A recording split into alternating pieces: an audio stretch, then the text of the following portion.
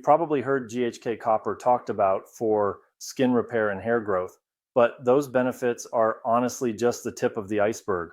When you step back and look at how GHK-Copper actually works inside the body, you start to understand why it keeps showing up inside some of the most talked about peptide stacks out there, like KLOW and KLOW.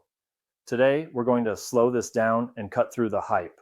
We'll look at what GHK-Copper actually is, what the research supports, and what it does not. Why it's often stacked with BPC 157, TB 500, and KPV, and where claims shift from human evidence to emerging and then purely theoretical. Now, this is not medical advice. I'm not a doctor or a healthcare professional. This channel, Wellness Elevation, exists to research, organize, and explain investigational health information in a journalistic way that's honest, digestible, and transparent about uncertainty. Here's how I approach this content. I combine published studies, I gather information from reputable practitioners, bring up conflicting viewpoints when they exist, and share my own personal research experience when applicable. Everything is clearly labeled so you can decide what to do with the information yourself. GHK-Copper is a naturally occurring copper-binding peptide made from 3 amino acids, glycine, histidine, and lysine. Your body already produces it. It was first discovered in human blood plasma in the 1970s, and one of the most important details is this: GHK-Copper levels decline significantly with age. You have much higher levels in your 20s than you do later in life. That age-related decline is one of the main reasons researchers became interested in it. Originally, GHK-Copper was thought to work mainly by transporting copper safely into tissues, but later research revealed something far more interesting. GHK-Copper does more than act locally. It appears to influence gene expression. Thousands of genes, shifting cells toward repair, regeneration, anti-inflammatory signaling, and antioxidant defense. That's why GHK-Copper shows up in discussions about skin, hair, connective tissue, gut, lungs, brain, and longevity, not because it aggressively forces one pathway, but because it nudges multiple repair systems at once.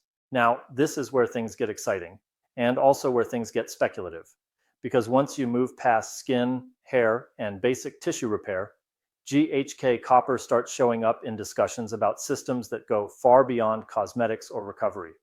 And here's where I want to be very clear about how I'm handling this. What you're about to see is a rapid montage of claims. These lists come from 3 different practitioners who are widely cited in the peptide space, each with their own focus, their own interpretation of the research, and their own conclusions. The slides are intentionally too fast to read. That's on purpose. The goal here is not for you to memorize a list. It's to visually show you how extensive the claims around GHK-Copper really are. Some of these claims overlap, some don't, some are conservative, some are aggressive, and that's exactly the point. So as these slides flash by, don't try to read them. Just notice how much is being claimed and how wide the scope really is. What you're seeing here is a rapid overview of claims discussed by Dr. Trevor Bachmeyer, who is one of the most prolific voices in research peptides today. He explores GHK-Copper at length, especially around gene regulation, longevity pathways, and multi-system repair. This next set comes from Josh Holyfield, who approaches GHK-Copper from a more practical and application-focused perspective, especially around skin, recovery, and real-world outcomes. This final list comes from another practitioner from a channel called Licensed MD, analyzing GHK-Copper from a different angle, adding additional context to how these claims are being interpreted across the field. Each of these practitioners emphasizes different aspects of GHK-Copper. That difference in perspective is actually useful because it lets us see where claims overlap and where they don't. Now, let's slow this down and focus only on what shows up consistently across all 3. What you will be seeing on screen is the overlap. The benefits that appeared in all 3 independent discussions, different practitioners, different perspectives, with the same recurring themes, that matters. At the foundation, all three agree on a few core points. GHK-copper is a naturally occurring peptide in the human body. Its levels decline with age, and it appears to function as a repair and regeneration signal, not just a cosmetic compound. When exposure goes beyond topical use, its effects are discussed as systemic, not isolated. Most importantly, all three sources describe GHK-copper as influencing gene expression related to healing and aging, which helps explain why its effects show up across so many tissues. Skin is where the strongest agreement and strongest evidence exists. Across all three sources, GHK-copper is consistently associated with improved skin regeneration, increased collagen and elastin production, better skin elasticity and thickness, reduced wrinkles and fine lines, and improved overall skin quality. It also shows up repeatedly in discussions around wound healing and scar quality, not just cosmetic appearance. Hair is another area of consistent overlap. All three describe GHK-copper as supporting hair follicle health, improving the growth environment, and enhancing scalp blood flow through angiogenesis. Reduced thinning or shedding and healthier hair growth cycles are common themes, even though the strength of evidence varies. Inflammation is an important distinction here. GHK-copper is not described as shutting inflammation off. Instead, all three sources frame it as modulating inflammatory signaling, reducing excessive or chronic inflammation while preserving healing responses. At the same time, it's consistently linked to activation of antioxidant pathways and reduced oxidative stress at the tissue level. Blood supply is another shared pillar. GHK-copper is repeatedly associated with angiogenesis, meaning new blood vessel formation. That translates into improved nutrient delivery, better oxygenation, and more efficient healing, especially in damaged or aging tissue. When it comes to connective tissue, the language is cautious but consistent. All three describe support for tissue repair, improved remodeling quality, and better recovery from physical stress or injury. The emphasis here isn't just faster healing, it's better quality healing. Stem cell activity shows up across all three discussions as well. GHK-copper is described as supporting stem cell signaling, attracting repair cells to damaged tissue, and promoting a more regenerative environment rather than simple patchwork repair. Once systemic exposure is discussed, all three agree on one thing. The benefits are not limited to skin. GHK-copper is framed as supporting multi-tissue repair pathways, improving overall tissue resilience, and influencing whole body recovery processes. And finally, the cautions. All three sources acknowledge that topical use is considered safer than injectable use. They also agree that injectable GHK-copper lacks robust human trials and should be approached carefully. So when you strip away hype, tone, and delivery style, this is where the real signal is. Not what one person is excited about, but what consistently shows up across independent analyses. One way to think about GHK-copper is this. It's not the tool doing the repair.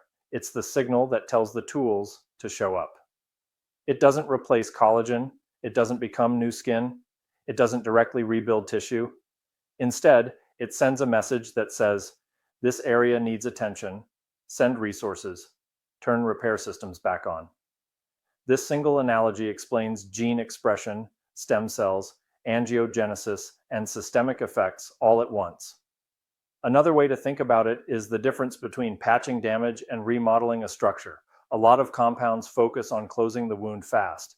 GHK-copper shows up more often in conversations about how well the tissue is rebuilt, the elasticity, the resilience after healing, not just did it heal, but how did it heal? And in the context of aging, you can think of GHK-copper like turning the lights back on in rooms that went dim over time.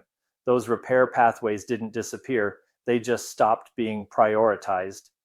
GHK-copper doesn't make the body young again, it reminds the body how it used to respond. So now that we understand what GHK-copper is actually doing, and more importantly, what it is not doing, the logic behind these stacks becomes much clearer. Let's start with the base, Wolverine. Wolverine is typically built around BPC 157 and TB 500. This could change everything. Those two peptides are usually discussed for their roles in improving blood flow, supporting cell migration, and stabilizing damaged tissue. You can think of Wolverine as the foundation layer, focused on repair and structural support. To use the same analogy I've used before, think of the Wolverine stack like an emergency repair crew on a damaged building. BPC 157 acts like the local architect and city planner.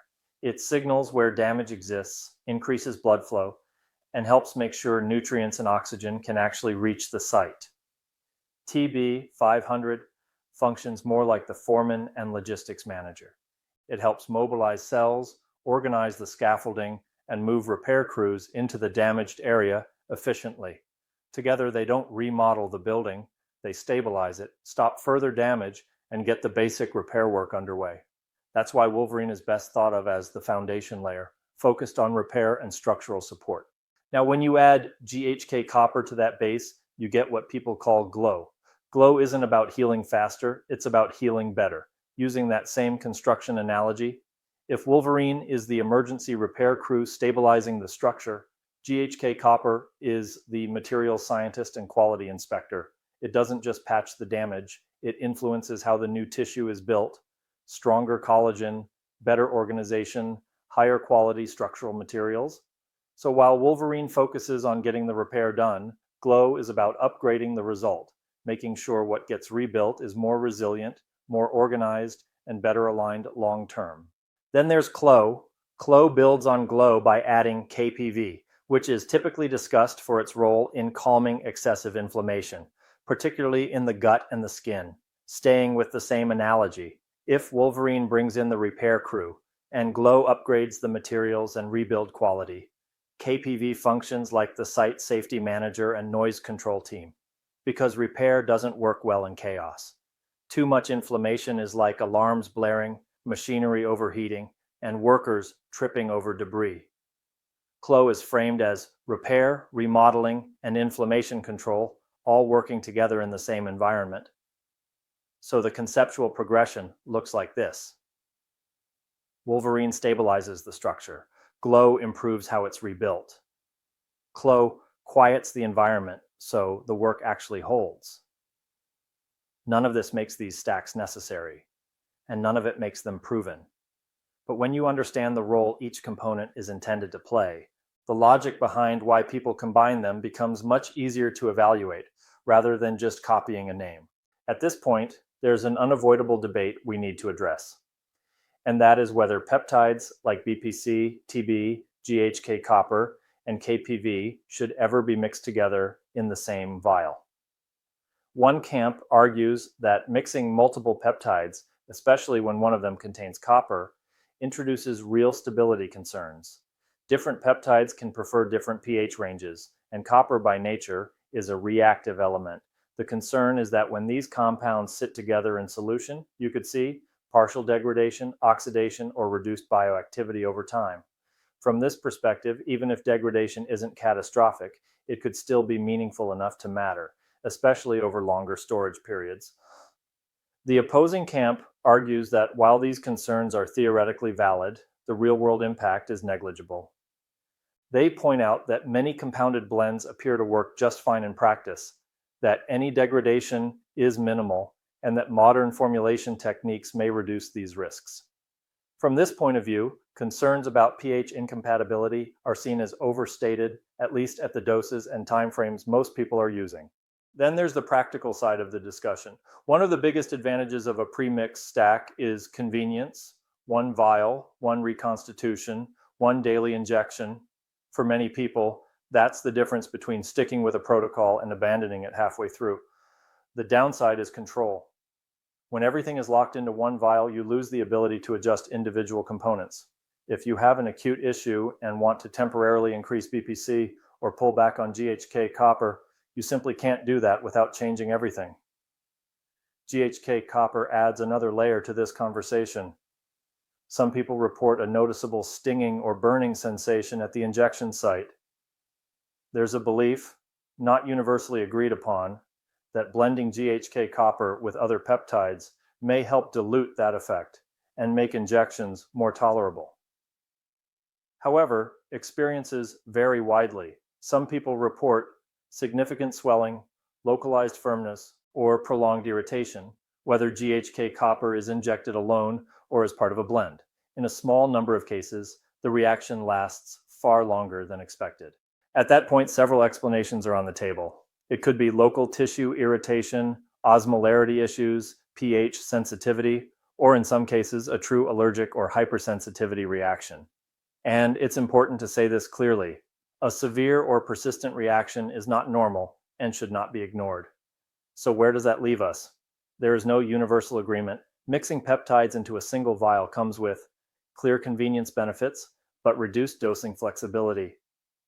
Separating peptides offers maximum control, but more injections and complexity. And when it comes to stability and injection comfort, much of the debate lives in the space between theory, anecdote, and personal tolerance. Before I share my own research experience, I want to be clear about one thing. In this video, I'm not going to cover dosing. I've done that in past videos, and to be honest, those are often the ones the algorithm doesn't love. So for this video, I'm keeping the focus on mechanisms, evidence, and how to think about these compounds, not step-by-step protocols. I'm not saying this is new policy, but more of an experiment. However, that said, we did recently release the Wellness Elevation Peptide Guide, and it's completely free. In that guide, we cover dosing the same way we approach everything else here, what the studies used, what practitioners commonly reference, and where those two overlap, or don't. You'll find a link in the description if you want a copy. With that said, I want to shift gears now and talk about my own personal research experience, not as a recommendation, but as one data point in a much bigger conversation. If you've seen my previous video on Wolverine, GLOW, and KLOW, you'll remember that I wasn't researching KLOW with a specific injury in mind. I was interested in something broader, whether supporting repair, remodeling, and inflammation control together would change the quality of recovery over time. Not faster healing, not dramatic fixes, just whether the baseline started to shift, not in a way that jumps out on day one, but in a way that shows up quietly over time. Things like how my skin feels day to day, how recovery feels after normal activity, and whether small nagging issues fade into the background instead of constantly demanding attention. So now I want to share my own personal research experience. And I want to be very clear up front. This is not evidence, this is not a recommendation, and it's not meant to prove anything. It's simply my experience. Since sharing in a previous video, I completed a full cycle of KLOW that included GHK-Copper, and if I'm being completely honest, the only firm conclusion I can make from that cycle is this. My skin is noticeably improved, it feels smoother, it looks healthier, and overall, it just feels better. That's subjective, that's anecdotal, but it's also the only conclusion that actually matters to me. Now, I want to briefly share my wife's experience because it's part of why this research has been meaningful for us, not as proof, not as a claim, just as personal observation.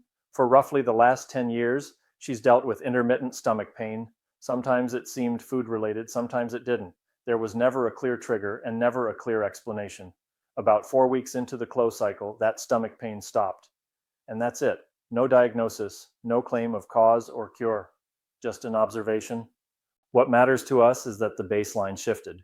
And honestly, neither of us finds that surprising. We believe in the combined impact of peptides, nutrition, and exercise.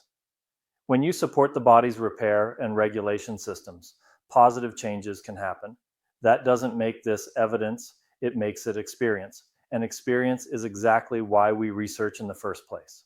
So to bring this home, GHK-Copper isn't magic. It isn't proven across every claim you see online. And it's not something to blindly copy from a stack name or a trend. What it is, based on the research, practitioner analysis, and real-world discussion we walked through, is a naturally occurring peptide that appears to play a meaningful role in how the body repairs, remodels, and maintains tissue quality over time. Some of what we discussed is supported by human data. Some is emerging, and some remains theoretical, but compelling enough to justify continued investigation. And that's the point of this channel, not to sell certainty, not to oversimplify complex biology, but to explore what's promising, what's proven, and what still needs to be questioned. If this video helped you understand GHK-Copper at a deeper level, consider subscribing to Wellness Elevation. If you found it useful, hit like. It genuinely helps this content reach people who are looking for information like this. And if you have questions, experiences, or even skepticism, drop a comment. These conversations matter. But most importantly, if you know someone who could benefit from watching this, someone trying to make sense of their health or their options, please share it with them. We live in a system that doesn't prioritize keeping us well. It reacts to illness. It doesn't build resilience. So taking care of ourselves often starts upstream, with knowledge, awareness, and the courage to take an active role in our own health decisions. It means becoming an informed participant instead of a passive consumer. If you want dosing discussions, practitioner approaches, and study-based context that goes deeper than a single video can cover, we've put together the Wellness Elevation Peptide Guide. It's completely free, and you'll find the link in the description. As always, none of this is medical advice. This is investigative, educational content, so you can think more clearly, ask better questions, and decide what's worth researching further for yourself. If that's a journey you're on, you're in the right place. I'll see you in the next one.